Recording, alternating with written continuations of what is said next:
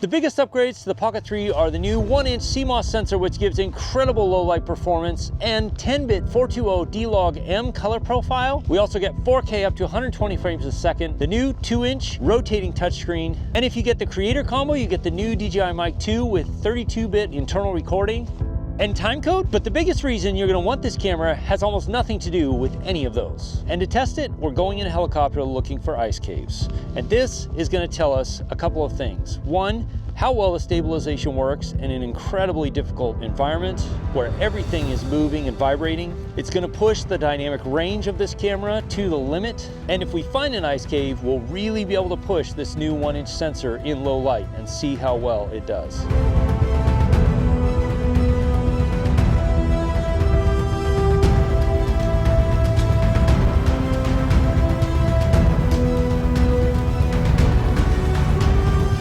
Not surprisingly, the stabilization works incredibly well. That shouldn't be surprising. DJI has been building great gimbal camera systems for quite a while now, and they have that technology down. And the biggest advantage of having a mechanically stabilized camera is that it works in any conditions, any lighting, and it doesn't crop in on your footage. Now, in full disclosure, this is not a sponsored video, but DJI did send me the Pocket 3 to test and review. However, no money changed hands, and all these opinions are my own after testing this camera for a couple of weeks. How does the footage look?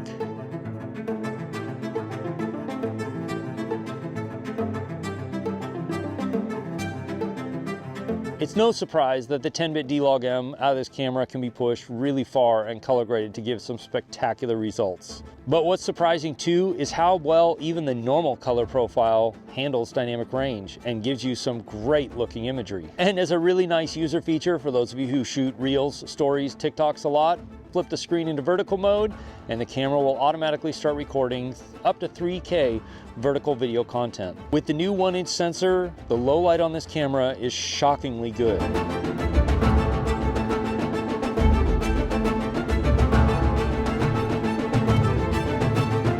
Now, it's not going to compete with a full frame sensor, but it's also not going to set you back many thousands of dollars. For a camera this size, it's punching well above its weight class, especially when you flip it into low light mode.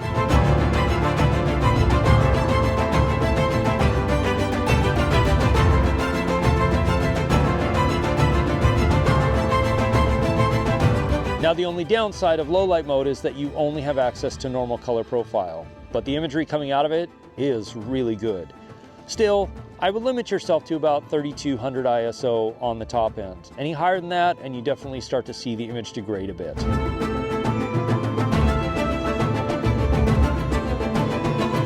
Another surprisingly great feature of the Pocket 3 is the photo quality. It's not marketed as a photo camera, but it does take really nice photos. But to me, the hidden gem is the panorama 180 and 3x3 mode, where you can get some fantastic wide panorama shots and very large, very nice photos.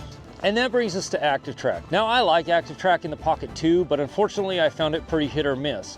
But ActiveTrack in the Pocket 3 has been substantially improved, so much so that I can start active tracking myself and walk 20 to 30 feet away, and the camera still maintains a good solid track on me, which is incredible. And it gives you the ability to capture footage where it looks like somebody else actually was filming you as you were walking around a scene.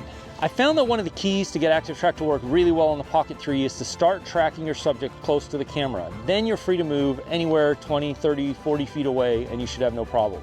So even if you're going to be like 50 feet away, the ActiveTrack on this still works really well. And I found that it requires the subject really well, even if you walk behind an object and come back into frame. But one of the most exciting features to me, if you get the Creator combo, is the DJI Mic 2, which gives you 32-bit internal recording. And you'll see that while the Pocket 3 by itself does pretty well in the wind, this is one of the reasons why you might want to get the Creator combo with the DJI Mic 2. Now watch what happens when we add the DJI Mic 2 transmitter into the equation in heavy wind. And it's also insanely cold.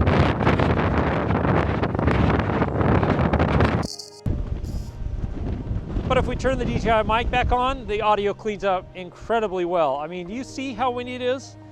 I checked, and just a little bit from here, there's a weather station. It's blowing 35 miles an hour.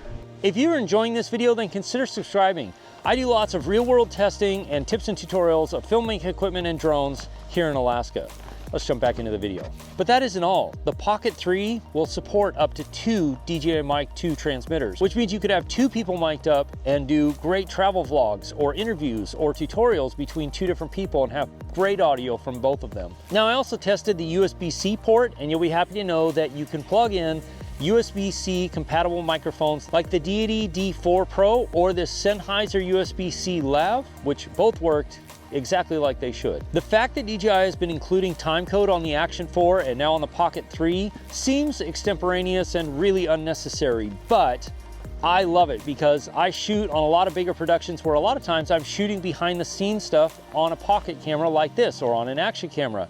And you'd be surprised how many times those behind the scenes shots have actually been used in the main story. And now that we have timecode, we can synchronize all of those clips with exactly when they were shot with all of the other cameras on set, which means an editor can have a really easy time pulling behind the scenes shot that correlate to exactly what was being filmed.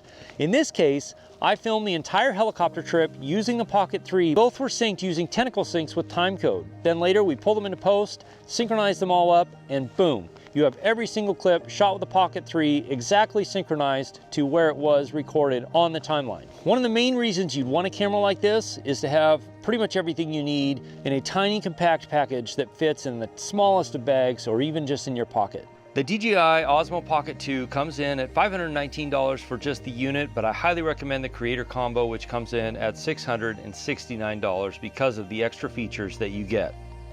There are, of course, links in the description. Now, I loved the Pocket 2. It was a great camera to run around and create some great content, but the Pocket 3 has completely blown the Pocket 2 out of the water. Now, while it may not be as durable as something like an Action 4 in very harsh weather environments, it is a fantastic camera for running gun filmmakers, travel vloggers, people who want to run around and just create great quality content in a very tiny camera package, especially if you're just filming videos for social media. In fact, I filmed the last couple of videos for my YouTube channel just using the Pocket 3, except you haven't seen one of them yet. Well, more is coming. Until then, you're going to want to watch this video right here. I'll see you over there. As always, if you have questions, ask me in the comments below or join my live stream that happens Wednesday nights at 4 p.m. Alaska time, 8 p.m. Eastern. I'll see you again soon in the next video. Cheers.